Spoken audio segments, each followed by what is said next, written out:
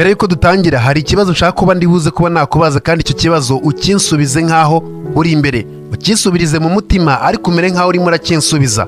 Reka nkubaze. No kubera iki abantu benshi barota kuba baba bakire ariko nanone ugasanga muri abo babirota amamiliyoni n'amamiliyoni amamiliyari n'amamiliyari ni bake cyane babasha kuba bagira kubwo bukire. We wumva biterwa n'iki unyijije mu nyurabwenge zawe? Birashoboka cyane ko utarabona igisubizo cyangwa se nanone ukivuga ngo reka numve icyo ari buze kuba yambwira no kuri n'ubundi ndibuze ko ntakikubwira, ariko uraza gusanga ko benshi muri twebwe ikitubuza kuba twaba bakire ni ikintu dukunda, ni ibintu twikundira cyane. Ako kamenyero cyangwa se iyo myizerere yacu n'ibyo bintu duha agaciro dukunda cyane biragenda bikica amahirwe yo kuba twaba bakire. Ibi bintu ushobora kuba utarimo urabyumva neza cyangwa se birimo biragucanga, ariko buriya kuba umukire, kugira amafaranga bitandukanye cyane n'ikintu bita amahirwe. Ntabwo ari maji, ntabwo ari ibyerekeranye na politike. Buriya politike, ubuyobozi uko bwaba bumeze kose nta gihugu kiburamwo abakene. Icyo ni ikimenyetso cyiza rero kikwereka ko buriya bitandukanye cyane n'ibyo abantu twiyumvira. Byose bihuye cyane n'ibyo duhitamo n'ibyo uhitamo umunsi ku munsi. Reba nk'uno munsi wahisemo kujya ku kazi, ntabwo wari ubuze kuba wavuga ati ndaryamye cyangwa se nanone ndarwaye, ntabwo ndibuze kuba naza ku kazi. Weruka konje ryari? Ni kera cyane. Ushobora no kuba umaze igihe kinini udafata konje. Byumvikane cyane ko udafata konje ni amahitamo yawe. Ushobora kuba warwara cyangwa se ugashaka ikindi kinyoma uhimba. Reka ibyo tubivugeho. Ukuri ko abantu rero ibyo dukunda, ibyo dushaka cyangwa se ibyo duhitamo n'amahitamo yacu, ayo mahitamo agena aho turi buze kuba twajya, tubizi cyangwa se tutabizi. Muri iki kiganiro tugiye kuba twarebera hamwe ibintu abantu bakunda nawe ukunda, ibintu abantu dukunda. Ibyo bintu akaba ari byo bintu bituma tutaba bakire. Gukunda ibi bintu twumva neza ko nta kibazo kuko n'abandi barabikunze, ariko nunareba nyine ni nayo mpamvu n'abo bandi batagize aho bava ngo bagiraho bari buze kuba bakerekera. Urakaza neza rero umenye neza ko wabanye nanjye, kandi buri point yose ifite igisobanuro igomba kuba yakubwira, kandi icyo gisobanuro ukanacyumva neza nk'uko gikwiye kuba cyakumvwa. Ikintu cya mbere buriya abantu dukunda, ariko icyo kintu kugikunda ukaba utaba umukire ugikunda icyo kintu, no kugirira apeti abagore benshi n'abakobwa benshi. Bizagorana cyane ko uzaba uri umugabo cyangwa se umusore ugirira apeti abakobwa n'abagore benshi, wumve neza ko bizakugwa amahoro. Ibi ni ibintu bigusaba kugendamo gake cyane. Ntabwo waba umukire mu gihe imbaraga zawe zose n'amafaranga yawe yose ari mu kintu bita abagore cyangwa se abakobwa, cyangwa se nanone ugasanga ari mu bagabo bitewe n'uwo uriwe, kuko hari abagore nabo bikundira abagabo ku kigero gikomeye cyane. Mu mijyi myinshi ya Afurika uraza gusanga abagabo bakiri batoya cyangwa se abasore bakiri batoya bashobora kuba bakora umunsi wose bakavunika, ariko bakamenya neza ko umugoroba nuza kugira ikintu bari buze kuba bakihemba. Ni inkumi nziza cyane zifite nyashi rwose, zifite isura nziza, za nkumi zirenze. Ugasanga ibyo bintu nibyo bintu bikuba mu mutwe gusa nta kindi. Iyo apeti rero ntabwo aba ari apeti gusa, ahubwo ni bya bindi bavuga ngo ni indyankurye. Ugura ibyo kurya, kubasohokana muri buri weekend yose, kubikirira amatransport, kwishyura amahoteli. Ibyo ngibyo rero mwirangira cyangwa se ukwezi kujya kurangira usanga nta kintu na kimwe usigaranye mu mufuka wawe, kugira ngo hagire icyo usigarana cyangwa se ugire agasevingi, wenda usevingire business, ubutaka cyangwa se ibindi amafaranga yose yawe akagenda agashirira mu bitanda. Uraza gusanga umumotari bishoboka cyane ko ushobora gukorera ibihumbi 30 cyangwa se 40, ariko ugasanga muri bya bihumbi 40 yakoreye ku munsi 25 cyangwa se 30 cyangwa se 40 nabyo ubwabyo bigendeye kuri abo bakobwa yirirwa yirukankaho. Ni ikintu abantu benshi batamenya. Ibyo bintu bikomeza kuba byamera gutyo, kandi ikibi cy'apeti ntabwo ari apeti gishira. Ntabwo irari urigaburira ngo rigeraho ngaho rivuge ngo ndahaze noneho ubu ngubu watera imbere. Oya, uko barya ari benshi, ukuranana nawe ari benshi, niko apeti yabo irushaho kwiyongera. Bivuze neza ko ni ibintu byoroshye cyane kubyumva. Ukugaburira irari ryawe ni nako irari naryo ahubwo rikomeza kuba ryagusaba byinshi.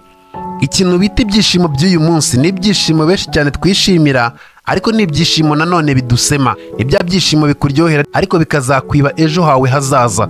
Uzabyitegereza urebe. Umukire wese rero ahava akagera cyangwa se abakire aho bava bakagera ni abantu bazi gukontorora irari ryabo n'ibyishimo byabo. Nta kosa ribaho, nta n'ikintu kibaho mu buzima nko gusanga umubiri wawe ari urimo urakontorora ikofi yawe. Icyo gihe uba wabyishe. Ikofi yawe rero nijya gukontororwa n'umubiri wawe cyangwa se n'irari ryawe, ndakubwiza ukuri ko bitazagenda neza. Iryo rari ry'ubwaryo rizagusema. Ikintu cya kabiri rero buriya ugomba kuba wakirinda cyane, ntabwo waba umukire ugikunda kino kintu, ni ikintu bita kugira jalousie. Nanone wagira jalousie ukagira ikintu bita guhangana. Buriya nimba ari ikintu kibi gishobora kuba cyaba ku mugabo, ni ikintu bita kumva neza ko agomba kuba yahangana. ntabwo guhangana buriya ariyo nzira ya nyayo kugira ngo ukore icyo ugomba kuba wakora. Ntabwo waba umukire, ntabwo waba umuntu ukomeye mu gihe ugendera ku gitutu cy'abandi bandi. Biragusaba kuba focus cyane. Ahangaha ni ahantu uzajya usanga wafashe umwanzuro ukavuga ati okay, kano kazi ndabizi neza ko katoroshye ariko ngiye kugakora iki gihe. Ntugendere ku buryo undi muntu arimo aratera imbere ukavuga ati ibyo shaka nibyo. Umuvandimwe wawe, uwo muturanye n'abandi hari igihe biba ngombwa ko ubareka bagakora ibyabo nawe ukarwana n'ibyawe. Ntabwo waba umukire ugendera ku gitutu cy'umuturanyi wawe. Ntabwo bivuze neza ko niba umuturanyi wawe yaguze imodoka uri buze ko wakirukankira kujya kugura indi modoka nini cyane iruta yiwe. Ntabwo muri kimwe, ntabwo icyatumye ayigura ukizi. Bivuze neza ko icyo gihe uba wabyisha uri muri rukanswa n'ikintu bita urwango n'ishyari rikuzuye. Noneho ikintu kibi, iyo uri umuntu wumva neza ko ufite jalousie kandi ufitemo ikintu cyo guhangana no mu bintu bitari ngombwa, usanga bigushyize mu madeni. Uzabyitegereze, umuntu arimo arazamura inzu, arimo arubaka inzu, nawe urimo urapanga kuzamura inzu yawe. Ntukajye ugendera ku gitutu cy'abandi bantu, ntukajye wirukanswa n'abandi bantu ngo ukore ibintu udakwiye kuba wakora, kubera ko kubikora nabyo ubwabyo nyine bigukururira ishyano, bigukururira ikintu kitari cyiza. Ikintu bita jalousie n'ikintu bita kugira competition muri wowe ntabwo aba ari ibintu byiza, ntabwo aba ari ibintu ukwiye kuba washyira imbere, kubera ko kubishyira imbere nabyo ubwabyo nyine birakwangiza, bikagukorera ibintu bitari byiza. Hari abantu mu byaro rimwe na rimwe usanga barajwe ishinga no kwambara neza, ugasanga okay, nimba umuturanyi yambaye neza imyenda igezweho, nawe tayari ugomba gukora ibishoboka byose ukayambara. Urayambara se uza aho yayikuye? Ntukajye ugendera cyane ku byo abandi batekereza, kubera ko abantu baba bafite ibintu byinshi bitandukanye. Nimba ukeneye kuba wakira, ukeneye kwiga kubaho ubuzima bwawe, ukeneye kubaho ubuzima butinfluencingwa cyane n'abandi, ubuzima bwawe akaba ariwe uri buze ko wabugiramo ikintu bita uruhare rukomeye. Abandi bandi bo ukabareka, nibigenda gutyo bizamera neza. Ntukajye ukina n'amafaranga yo muri business cyangwa se amafaranga y'ahandi wumva neza ko icyo ukeneye ari uko ugiye kuba wakikompayaringa cyangwa se wakigereranya n'undi uwo ari we wese kugura ngo ibihenze kugira ngo nawe ugaragare ko utasigaye inyuma. Oya, icyo gihe urimo urakina match zitari ngombwa.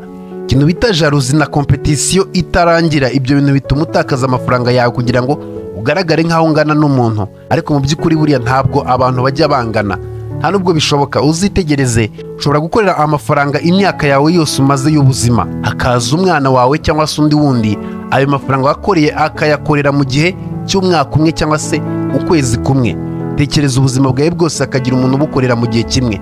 Icyo ni ikimenyetso cyiza kikwereka ko rero ugomba gukora ibyo ugomba kuba wakora, ariko competition ukaba uyiretse, ukabanza ukita ku byawe, kuko buriya uba urimo urigereranya n'abantu utagakwiye kuba wigereranya nabo. Uba urimo urigereranya n'ahashize hawe, ntabwo aba ari abaturanyi bawe. Ikintu cya gatatu rero buriya utakira mu gihe ugikunda iki kintu, ni igihe ukizerera mu kintu bita uburozi cyangwa se abarozi. Ibi ni ibintu abantu benshi bizereramo bakumva neza ko nta kibazo, ariko mu by'ukuri buriya kwizerera mu burozi bigukostinga byinshi kandi biranavuna cyane kuruta uko wakora cyane. Ibyo bintu mubyumve neza kandi unabyumve gutyo. Ntabwo wazajya utangira business wumve neza ko nimba hajemo ibintu by'abarozi bigiye kuba byakwanga cyangwa se bitazemera, ugatangira kublaminga abantu ukavuga ati okay, nimba ibi bintu bimeze gutya nuno muntu wabiteye, ibintu nibidakunda ndashaka umuntu ndibuze kuba nabigerekaho, kubera ko iyo nayo ni imitekerereze mibi cyane. Ni ukuba umuntu uciriritse. Guhora iteka ryose ufite impamvu. Nta mugabo wa nyawe uba ugomba kugira impamvu atakoze ibintu. Uba ugomba gushaka aho byapfiriye. Ibintu byo kuvuga ati ngo bandoze, ngo abarozi byagenze bitya, oya, izo mpamvu nuzigira uzaba wasigaye inyuma. Izo ni impamvu z'abantu bakuze, nta musore ukwiye kuba yazemera. Yego buriya rwose mu myizerere y'Abanyafurika uburozi burahari, buri ruriyo, bashobora kuba bakuroga, ariko akenshi cyane uraza gusanga ko hari ibibazo byinshi cyane abakene bakomeza kuba babamo bitewe n'ubunebwe no kwikunda no kumva neza ko bafite kuba baba muri comfort zone. Ariko nanone aho kugira ngo bemere neza ko arizo ntege nkeya zabo banazishakira umuti, bakumva neza ko ari uko bizahora bimeze, bakavuga ati ni uburozi nyine baba bandoze, nta n'ukundi kundi nabigenza ni ukurindira Imana. Ndagira ngo umenye neza ko iyo utimenye cyangwa se iyo utamenye icyo ugomba gukurikizaho, biza kurangira nyine ukomeje kuguma mu bukene. Ntukajye utinya abarozi, wumve neza ko nimba iwanyu hari abarozi ntabwo ndi butere imbere, batandoga, byagenda nabi. Icyo gihe uzaguma nyine ukennye, ariko ubukene bwawe buzaba burimo ubujiji. Niba ushaka gutera imbere ufite gutinyuka abarozi. None se n'ubundi ko nubatinya yicara akakuruga nta naho muhuriye, ugasanga arakuroza, just arakuroza. Abarozi ni nk'abasazi, ni abantu wibona utamenya ibyabo, nyine bameze nk'aho baturubuye, bataba bazi ibyo bakora, baba bafite ibindi bibaraga bibakoresha. rero nawe nujya kwanga gukora ibyo ukora ngo ni ukubera abo basazi, bizaba bibi cyane, kandi ni abasazi bangiza. Rero uba ufite gukora ibyo ugomba kuba wakora utabatinya. Ntukajye uvuga ati wenda urimo uracuruza, nta nkongi y'umuriro, nta wakwibye, wahombye, ukumva ngo ni abarozi babiteye. Iyo myizerere ni imyizerere iciriritse cyane. Reba aho byapfiriye, reba abo wahaye amadeni, wivuga ati tekereza ati byagenze bite niye nahombeye. Kwizerera mu barozi biragenda bikakubeshya, ukumva neza ko aho kugira ngo wige cyangwa se unamenye ibindi birimo biratera ibyo bintu, uzajya ubreminga abantu. Rero ntabwo ari ibintu byiza. Ntuzajya wumva neza ko byanze ujye ureba icyatumye byanga, ntukajya ureba icyo abarozi bagukoreye, kuko uraza gusanga benshi cyane babyitwaza ariko bitanahari. Uwo ni umugozi uba ufite kuba wakihambura kugira ngo utere imbere. Kavuga ati uno mugozi we ntabwo mfite kuba nakomeza kuwushyira imbere cyangwa se gutekereza ko ariko bimeze. Ntabwo rero watera imbere ugikunda cyangwa se ukiri wa muntu wumva neza ko wizerera mu burozi ko aribwo butuma uhomba. Ikintu rero cya kane buriya utatera imbere ukigikunda, ntabwo watera imbere buriya ugikunda ubuzima bworoshye. Ibyo by'ubanza ubyibagirwe, ubyisibe mu mutwe. Niba ushaka gutera imbere wikunda ubuzima bworoshye, kubera ko ubuzima bworoshye nabwo ubwabwo buzana n'ikindi giciro, kandi icyo giciro kiba gihanitse kuba wakishyura. Ni gute wumva neza ko iterambere ryawe rigomba kuba rihari kandi icyo wishakira ari ubuzima bworoshye? Mbabarira umbwize ukuri, abantu benshi baravuga ati ndashaka amafaranga yihuse. It's okay, kandi koko amafaranga yihuse ukaba wanayabona, ariko ayo ubona nanone ntabwo ari amafaranga ari buze ko yaguteza imbere, ni amafaranga ahubwo ari buze ko yakujyana n'andi wari ufite. Kubera ko buri umuntu uguha amafaranga yihuse cyangwa se kwereka uburyo ubonamo amafaranga yihuse, ahubwo aba ari wowe nyungu ziwe. Ujye ubitondera, uzajya uvuga ngo nkeneye kurelaxa, nkeneye gutuza. Uratuza wageze kuki? N'abakire bafite amafaranga bubatse umujyi bawumaze bawubaka, ntabwo baratuza. Wowe uratuza wageze kuki? Ni nayo mpamvu buriya rero uzajya usanga amaduka ya betting aba yuzuyemo abantu. No kubera iki? Abantu benshi bashaka uburyo bwihuse bwo gutera imbere, bwo gukira, ariko ntabwo bamenye neza ko n'uwafunguye iyo beti nawe ari muri business, ahubwo arimo arabakoresha. Nta kosa rero rishobora kuba ryaba ku mugabo nko gukiza umugabo mugenzi wiwe. Uwo mugabo mugenzi we arimo aramubeshya ngo arimo aramushakira uburyo bwo gukira. Yagira umuntu ukubwira ati dore uburyo wakira wihuse, ujye uhita uvuga ati uyu nguyu ni scam. Nta muntu ujya ukira wihuse ngo bimugwe amahoro. Ibyo byo byumve gutyo, nta muntu ujya ukira wihuse ngo bimugwe amahoro, kuko gukira bigusaba cyangwa se bisaba ibitambo bikomeye cyane. Bigusaba ibitambo, bigusaba gukora cyane, rimwe na rimwe ukarara amajoro utaryamye. Nicyo bita gukira. Ntabwo gukira byihuta.